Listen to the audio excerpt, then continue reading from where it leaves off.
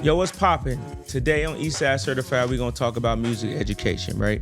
So let's get right into it. What does it mean to sign to a record label in 2025? So before, if we go back in history and time, especially in hip hop, signing to a record label was the way. It was the only way to really get your music heard, right? 2025, of course, technology is different. Back in the day, record labels controlled everything. That's how you was able to distribute your music. That's how you was able to get good marketing and just being exposed and included in the industry. In 2025, it's totally different. You can do everything and solely independent. You don't really need a label to do much for you, except potentially get you on the radio and or add marketing dollars to your campaign. So my advice to artists, whether you're a DJ, whether you're an artist, producer, is more so come up with some type of leverage to partner with record labels in 2025.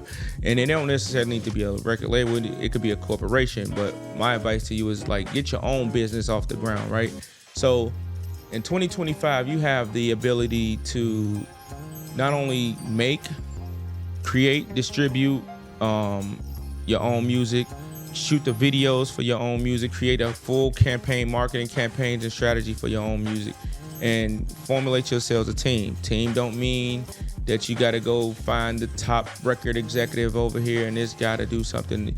It could be somebody who's just interested in being behind the scenes and who wants to help you create something that, you know, can take you guys to the next level, right? So in building your team, you need somebody who pretty dope in marketing, who pretty dope in, you know, just learning the logistics of what it looks like to distribute your music, or what it looks like to manage you. But you have to give them something to manage. Like that's a whole different, you know, conversation. But what I want to say is, in 2025, make sure you're partnering with these different companies and labels by having your own thing already together, building your own fan base. I seen a thing where Russell, he was trying to do an event and he got into it, or it was a discrepancy with the venue, where later he did the same event, but he did it in his parents' backyard, and it was successful. He had all these strangers at his parents' house, which I think was absolutely dope. But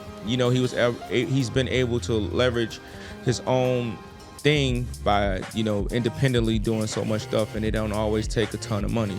Sometimes it just takes a ton of passion and a ton of drive to get to where you're going. So educate yourselves. It's a lot of information out here. I want you guys to tune in, lock in, and do what you need to do, man, and go get this money on your own. And because when they come knocking at your door, as opposed to them giving you $100,000, you know, to be exclusively with them, you can say, nah, I need 3.5 million because I'm already grossing this much on my own, and this is what I need you guys to do for me because I'm doing all this on my own. And we can partner in these different ways. So, you know, music education, Eastside Certified. Let's go.